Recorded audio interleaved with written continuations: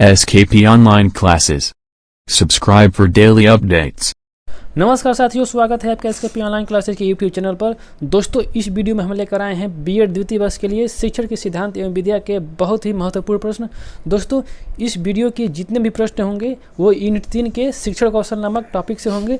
दोस्तों, ये हमारे वीडियो का 9वां पार्ट है, शिक्षण सिद्धांत के 9वां पार्ट है। दोस्तों, बाकी के भी जो वीडियो हैं उसका लिंक हम डिस्क्रिप्शन बॉक्स में दे देंगे, आप वहां से इसको देख सकते हैं। दोस्तों, क्वेश्चन थोड़ा ज़्यादा है तो वीडियो के लास्ट तक बने रहिएगा और हमें कमेंट करके बताइएगा ज़रूर कि आज का जो क्वेश्चन रहा कैसा रहा है। दोस्तों, इस वीडियो को देखने के बाद से शिक्षण कौशल से जो भी आपके डाउट होंगे वो सारे डाउट क्लियर हो जाएंगे, इससे बाहर के प्रश्न नहीं आएंगे। तो दोस्तों, शुरू करते हैं। आज का प्रश्न बहुत ही इंपॉर्टेंट है। पहला प्रश्न है, शिक्षण कौशल के आशय हैं और ऑप्शन दिया है, इससे छात्रों की अधिगम प्रक्रिया सुगम हो जाती है, इससे शिक्षण संबंधी कौशल को सरलता से प्राप्त किया जा सकता है। तीसरा ऑप्शन है 1 और 2 दोनों। चौथा ऑप्शन है उपरोक्त में से कोई नहीं।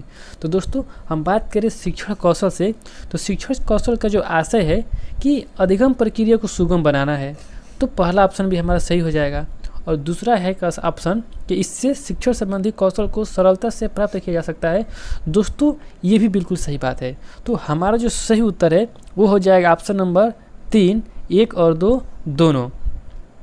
अगला प्रश्न है, शिक्षण कौशल छात्रों को सीखने के लिए सुगमता प्रदान करने के विचार से संपन्न की गई संबंधित शिक्षण क्रियाओं या व्यवहारों का समूह अथवा सेट है। यह कथन किसका है? और दोस्तों, इसके लिए ऑप्शन दिया हुआ है बीके पासी का, एलन गेज का, मैकावर का, उपरोक्त सभी का। तो दोस्तों, यह जो कथन है ये बीके पासी के द्वारा कहा गया है।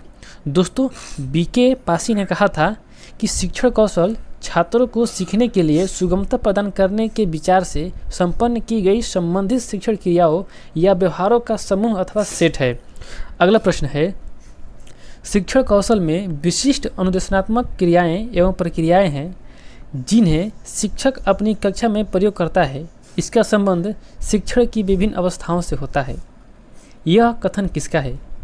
और ऑप्शन दिया है इसके लिए कि Allen Gage, B K Pasi, White, इनमें से कोई नहीं। तो दोस्तों, उपरोक्त जो कथन है बहुत ही इम्पोर्टेंट कथन है। दोस्तों, ज़रूर आप लोग स्टेटमेंट को याद कर लीजिएगा। और ये जो कथन कहा गया है वो एलन गेज के द्वारा कहा गया है। तो इसका जो सही उत्तर है वो हो जाएगा option number 1, Allen Gage. Allen Gage ने कहा था कि शिक्षण कौशल में विशिष्ट अनुदेशनात्मक क्रियाएं एवं प्रक्रियाएं हैं जिन्हें शिक्षक अपनी कक्षा में प्रयोग करता है। इसका संबंध शिक्षण की विभिन्न अवस्थाओं से होता है। अगला प्रश्न है, शिक्षण कौशल शिक्षण व्यवहारों से संबंधित वह स्वरूप है जो कक्षा की अंतःक्रिया द्वारा उन विशिष्ट परिस्थितियों को जन्म देता है जो शैक्षिक उद्देश्यों की प्राप्ति में सहायक होती है और छात्रों को सीखने में सुगमता प्रदान करती है। यह कथन किसका है? और ऑप्शन दिया है मैकावर, वाइट, बीके पासी, और ऑप्शन नंबर 4 है 1 और 2 दोनों, यानी कि मैकावर और वाइट। तो दोस्तों, यह जो कथन कहा गया है मैकावर और वाइट के द्वारा कहा गया है। तो इसका जो सही उत्तर है वो हो जाएगा ऑप्शन नंबर 4, 1 और 2 दोनों। अगला प्रश्न है, प्रश्नोत्तर विधि के जनक हैं और ऑप्शन दिया है कि सुकरात, B K Pasi, Allen Gage, Armstrong. तो दोस्तों, प्रश्नोत्तर विधि के जो जनक माने जाते हैं वो सुकरात माने जाते हैं। तो इसका जो सही उत्तर है वो हो जाएगा सुकरात। दोस्तों, बात करें आर्मस्ट्रांग की, तो आर्मस्ट्रांग दोस्तों ह्यूरिस्टिक विधि के जन्मदाता माने जाते हैं। अगला प्रश्न है, शिक्षण का अर्थ कुशलता से प्रश्न करना यह शिक्षण का उत्तम साधन है। यह कथन किसका है? और ऑप्शन दिया है D Allen, Thring, B K Pasi, White. तो दोस्तों, यह जो कथन है शिक्षण का अर्थ कुशलता से प्रश्न करना यह शिक्षण का उत्तम साधन है, यह कथन थ्रिंग के द्वारा कहा गया है। तो इसका जो सही उत्तर है हो जाएगा ऑप्शन नंबर 2, थ्रिंग। अगला प्रश्न है, प्राचीन काल में ज्ञान का आदान प्रदान कैसे किया जाता था? और ऑप्शन दिया हुआ है व्याख्यान विधि, प्रश्नोत्तर विधि, प्रोजेक्ट विधि, प्रयोगशाला विधि। दोस्तों, इस प्रश्न का उत्तर आप लोग वीडियो को रोक करके जरूर कमेंट बॉक्स में कीजिए। तो इसका जो सही उत्तर है वो हो जाएगा ऑप्शन नंबर 2, प्रश्नोत्तर विधि।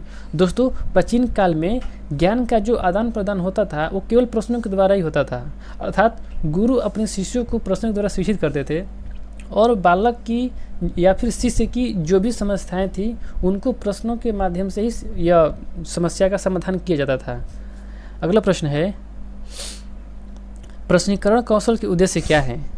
और ऑप्शन दिया है कि प्रश्नों के द्वारा छात्रों की सोचने, तर्क, विश्लेषण आदि को प्रोत्साहित करना, छात्रों में विषय के प्रति रुचि जागृत करना, पाठ का मूल्यांकन करने के लिए, उपयुक्त सभी के लिए।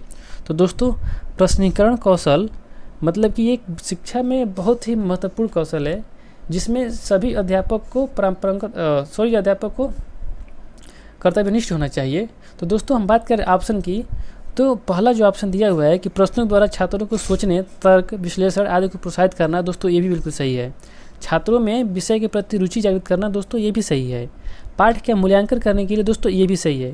तो इसका जो सही उत्तर है हो जाएगा ऑप्शन नंबर 4, उपरोक्त सभी। अगला प्रश्न है, अच्छे प्रश्नों के कौन से गुण होते हैं? और दोस्तों ऑप्शन दिया हुआ है कि उद्देश्य उन्मुख प्रश्न होने चाहिए, सरल भाषा वाले प्रश्न होने चाहिए, पुस्तक की भाषा से भिन्न प्रश्न होने चाहिए, उपरोक्त सभी। तो दोस्तों, जो अच्छे प्रश्न के गुण होते हैं वो उद्देश्य उन्मुख, यानी कि जिसके लिए हम प्रश्न पूछे जा रहे हैं उद्देश्य हमारा क्लियर होना चाहिए, और प्रश्न का जो भाषा है एकदम सरल होना चाहिए, जिससे बच्चों को चाहे किसी को भी समझ में आसानी से आ जाए। और दोस्तों, जो प्रश्न है वो पुस्तक की भाषा से थोड़ा भिन्न होना चाहिए। और एक और प्रश्न की गुण है दोस्तों कि जो प्रश्न है वो छोटे होने चाहिए। तो इसका जो सही उत्तर है वो हो जाएगा ऑप्शन नंबर 4, उपरोक्त सभी। अगला प्रश्न है, प्रश्नीकरण कौशल के घटक हैं, और ऑप्शन दिया है व्याकरण की शुद्धता, संक्षिप्तता, प्रासंगिकता, उपरोक्त सभी। तो दोस्तों, प्रश्नीकरण कौशल के जो घटक हैं वो व्याकरण की शुद्धता है, अर्थात अध्यापक द्वारा शुद्ध भाषा का प्रयोग होना चाहिए। यदि शुद्ध भाषा का प्रयोग अध्यापक नहीं करेगा तो छात्रों को ये जो प्रश्न है वो समझ में नहीं आएगा। और दोस्तों, दूसरा ऑप्शन दिया है संक्षिप्तता। तो संक्षिप्तता का मतलब ये है कि जो प्रश्न है वो बहुत बड़े नहीं होने चाहिए, छोटे छोटे प्रश्न होने चाहिए, और प्रश्न जो है सीधा और स्पष्ट होना चाहिए। दोस्तों, बात करें तीसरे ऑप्शन की, दिया है प्रासंगिकता। तो प्रासंगिक प्रश्न वे होते हैं जो पाठ तथा विषय वस्तु से संबंधित हो। अगर बाहरी प्रश्न होगा तो बच्चों को समझने में या फिर उत्तर देने में कठिनाई होगी। तो दोस्तों, इसका जो सही उत्तर है वो हो जाएगा ऑप्शन नंबर 4, उपरोक्त सभी। दोस्तों, जो प्रश्नीकरण कौशल के घटक हैं वो ये भी आता है कि प्रश्न पूछने की गति भी होता है, अध्यापक की आवाज़ की अस्पष्टता भी होता है, और प्रश्न दोहराना भी होता है। दोस्तों, प्रश्न पूछने की गति में मतलब कि जो भी अध्यापक प्रश्न पूछे उसको तेज़ गति से नहीं बोलना चाहिए, धीरे गति से बोलें, और बहुत धीरे गति से भी नहीं बोलना चाहिए, मीडियम स्पीड से बोलना चाहिए, ताकि बच्चों को स्पष्ट तरीके से समझ में आए। और जो अध्यापक हैं जो प्रश्न बोल रहे हैं उनकी आवाज़ में स्पष्टता होनी चाहिए, जो भी प्रश्न है क्लियर सुनाई दे। और प्रश्न दोहराना मतलब कि जो भी अध्यापक द्वारा प्रश्न पूछे गए हैं उसको बार बार नहीं दोहराना चाहिए, बार बार दोहराने से प्रश्न में बदलाव आ जाता है। दोस्तों, अगला प्रश्न है, कक्षा में अध्यापक सबसे पहले किस शिक्षण कौशल का प्रयोग करता है? और ऑप्शन दिया है प्रस्तावना कौशल, खोजपूर्ण प्रश्न कौशल, श्यामपट्ट कौशल, लेखन कौशल। दोस्तों, इस प्रश्न का उत्तर आप लोग जरूर कमेंट बॉक्स में दीजिए वीडियो को रोक करके। बात करें सही उत्तर की, तो इसका सही उत्तर है प्रस्तावना कौशल। दोस्तों, शिक्षक जो है कक्षा में सबसे पहले प्रस्तावना कौशल का ही प्रयोग करता है। प्रस्तावना कौशल का प्रयोग करके जो हमारा शिक्षण बिंदु होता है, जो विषय वस्तु होता है, हम उसको शुरुआत करते हैं, पाठ को पढ़ाना प्रारंभ करते हैं प्रस्तावना कौशल से ही। अगला प्रश्न है, किस कौशल को पाठ प्रारंभ कौशल अथवा विन्यास प्रेरणा कौशल कहते हैं? और ऑप्शन दिया है श्यामपट्ट कौशल, प्रस्तावना कौशल, पूर्ववर्ग कौशल, लेखन कौशल। तो दोस्तों, हम सभी जानते हैं कि जो प्रस्तावना कौशल है, प्रस्तावना कौशल को ही हम पाठ प्रारंभ कौशल या फिर विन्यास प्रेरणा कौशल कहते हैं। तो इसका जो सही उत्तर है वो हो जाएगा ऑप्शन नंबर 2, प्रस्तावना कौशल। नेक्स्ट प्रश्न है, प्रस्तावना कौशल के उद्देश्य क्या है?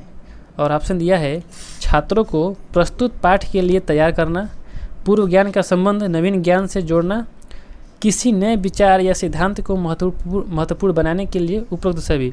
तो दोस्तों, जो प्रस्तावना कौशल के जो उद्देश्य होते हैं वो छात्रों को प्रस्तुत पाठ के लिए तैयार करना भी होता है, और पूर्व ज्ञान का संबंध नवीन ज्ञान से जोड़ना भी होता है। दोस्तों, प्रस्तावना कौशल का बहुत बड़ा ये गुण है कि हमारे पूर्व ज्ञान को जोड़ करके हम नए ज्ञान बच्चों को प्रदान करते हैं।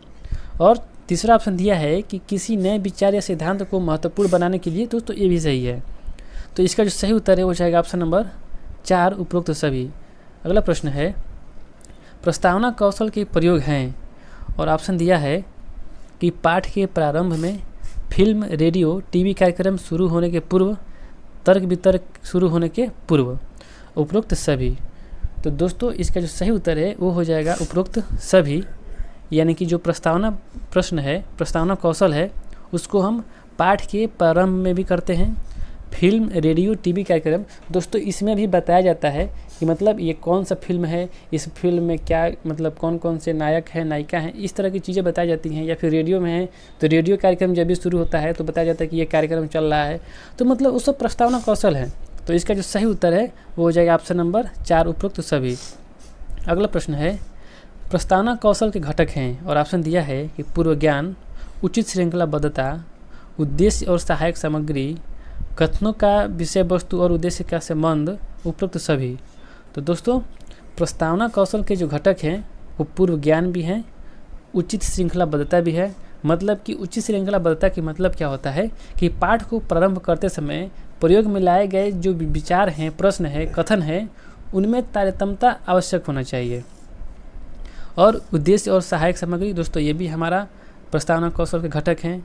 उद्देश्य और सहायक पाठ्य सामग्री का मतलब होता है कि जो भी हम शिक्षण के लिए अपना जो सहायक सामग्री लिए हैं उससे होता है, शिक्षण को रुचिपूर्ण बनाने के लिए हम सहायक सामग्री का प्रयोग करते हैं।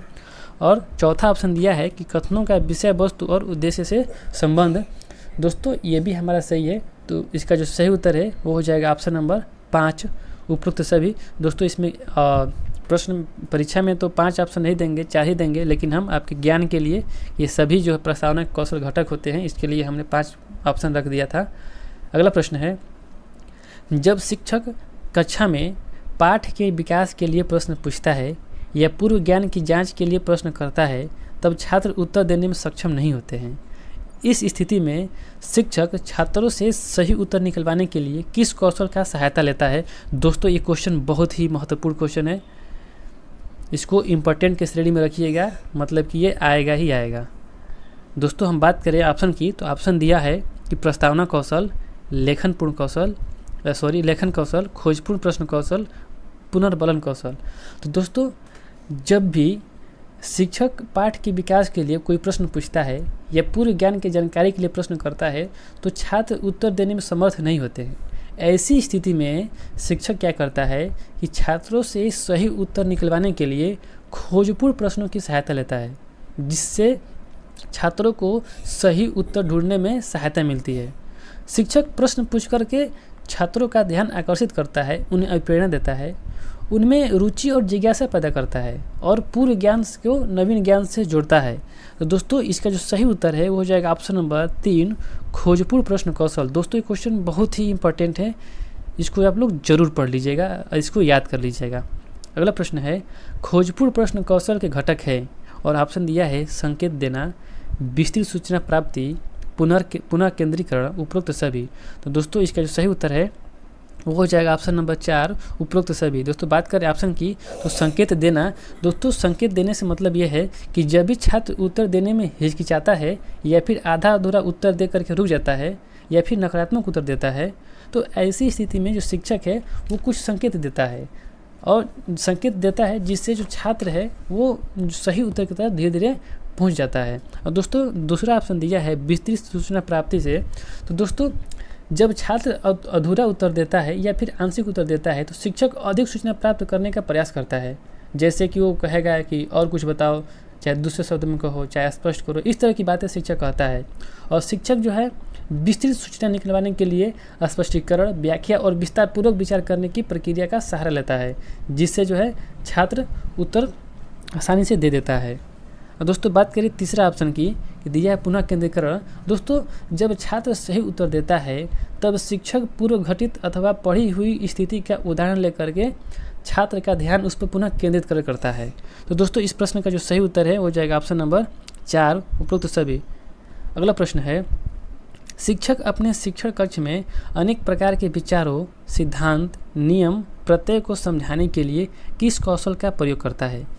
और ऑप्शन दिया है कि प्रस्तावना कौशल, व्याख्यान कौशल, खोजपूर्ण कौशल, पुनर्बलन कौशल।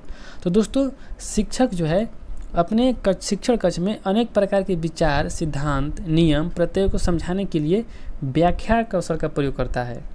तो इसका जो सही उत्तर है वो हो जाएगा ऑप्शन नंबर 2, व्याख्यान कौशल। दोस्तों आप लोग कमेंट करके बताएं व्याख्यान कौशल में वो व्याख्यान कौशल जो है शिक्षक केंद्रित होता है कि छात्र केंद्रित होता है। अगला प्रश्न है, व्याख्यान कौशल के घटक हैं और ऑप्शन दिया है कि भाषा में सहजता और स्पष्टता हो, कथनों में निरंतरता या तारतम्यता हो, छात्रों के बोध परीक्षण के लिए बीच बीच में प्रश्न पूछे जाएं, उपयुक्त सभी। तो दोस्तों जो व्याख्यान कौशल के घटक हैं वो ये भी है, पहला है कि भाषा में सहजता और स्पष्टता, दोस्तों ये भी है, कथनों में निरंतरता या तारतम्यता हो, दोस्तों ये भी है, और छात्रों के बोध परीक्षण के लिए बीच बीच में प्रश्न पूछे जाएं, दोस्तों ये भी है। तो इसका जो सही उत्तर है वो जाएगा ऑप्शन नंबर 4, उपरोक्त सभी। अगला प्रश्न है, शिक्षक की वो कौन सी क्रिया है जो छात्रों को अनुक्रियाओं के लिए प्रोत्साहित करती है, वो कौन सी कौशल होती है?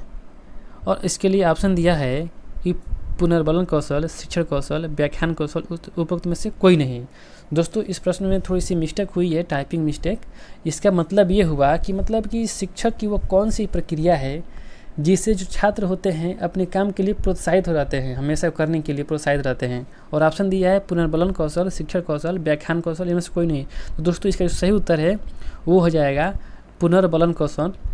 जैसे कोई भी छात्र है अगर अपनी उत्तर देता है तो उत्तर सही हो जाता है तो शिक्षक जो है इसके लिए हाँ ठीक है, सही है, अच्छा है, इस तरह के चीज़ें शब्द का प्रयोग करता है जिससे छात्रों को पुनर्बलन मिलता है। ठीक है, अगला प्रश्न है, एक अच्छे शिक्षक को शिक्षण विधियों का ज्ञान अवश्य होना चाहिए क्योंकि, और ऑप्शन दिया है कि इससे शिक्षण प्रभावशाली हो जाता है, इससे शिक्षण कार्य जल्दी संपन्न किया जा सकता है, और तीसरा ऑप्शन दिया है कि इससे शिक्षण कार्य आसानी से किया जा सकता है, और चौथा उपरोक्त सभी। तो दोस्तों एक अच्छे शिक्षक को शिक्षण विधियों का प्रयोग करना ही चाहिए। क्यों करना चाहिए? क्योंकि शिक्षण विधियों के प्रयोग से जो शिक्षण होता है वो प्रभावशाली हो जाता है, यानी कि हमारा पहला ऑप्शन भी सही है। और शिक्षण कार्य को जल्दी से संपन्न किया जा सकता है, तो हमारा दूसरा ऑप्शन भी सही है। और दोस्तों तीसरा ऑप्शन दिया है कि इसमें शिक्षण कार्य आसानी से किया जा सकता है, दोस्तों ये भी सही है। तो इसका जो सही उत्तर है हो जाएगा ऑप्शन नंबर 4, उपरोक्त सभी। अगला प्रश्न है कि कक्षा अध्यापन में दृश्य सामग्री के रूप में सबसे ज़्यादा किसका प्रयोग होता है? और ऑप्शन दिया है चार्ट का, श्यामपट्ट का, मानचित्र का, चलचित्र का। तो दोस्तों हम सभी जानते हैं कि कक्ष में जो सबसे अधिक दृश्य सामग्री का प्रयोग होता है वो श्यामपट्ट का ही प्रयोग होता है। हालांकि आजकल कहीं कहीं ग्रीन बोर्ड, वाइट बोर्ड आ गया है, लेकिन वर्तमान प्राचीन काल से देखा जाए तो सबसे अधिक हमारा ब्लैक बोर्ड का ही प्रयोग किया जाता है। तो इसका जो सही उत्तर है वो हो जाएगा ऑप्शन नंबर 2, श्यामपट्ट का। अगला प्रश्न है, अध्यापक श्यामपट्ट का प्रयोग इसलिए करता है, और ऑप्शन दिया है कि रेखा चित्र, ग्राफ आदि बनाने के लिए, छात्रों के ध्यान आकर्षित करने के लिए, उदाहरण तथा गृह कार्य देने के लिए, उपरोक्त सभी के लिए। तो दोस्तों जो अध्यापक है वो श्यामपट्ट का प्रयोग इसलिए करता है ताकि रेखा चित्र या फिर मानचित्र, ग्राफ इत्यादि को बना सके और छात्रों का ध्यान भी आकर्षित कर सके। जो भी शिक्षक अगर श्यामपट्ट पर लिख रहे हैं तो छात्र उसको ध्यान से देखते हैं तो उन लोगों का ध्यान भटकता नहीं है। तो दूसरा ऑप्शन भी सही हो जाएगा। और तीसरा ऑप्शन दी जाए उदाहरण तथा गृह कार्य देने के लिए, दोस्तों ये भी सही है। तो इसका सही उत्तर है हो जाएगा ऑप्शन नंबर 4, उपरोक्त सभी। अगला प्रश्न है, नवीन ज्ञान की प्राप्ति होती है, और ऑप्शन दिया है कि ज्ञान के स्थानांतरण द्वारा, रटने के द्वारा, अनुभव द्वारा, नवीन अर्थ ढूंढने के द्वारा, उपरोक्त में से कोई नहीं।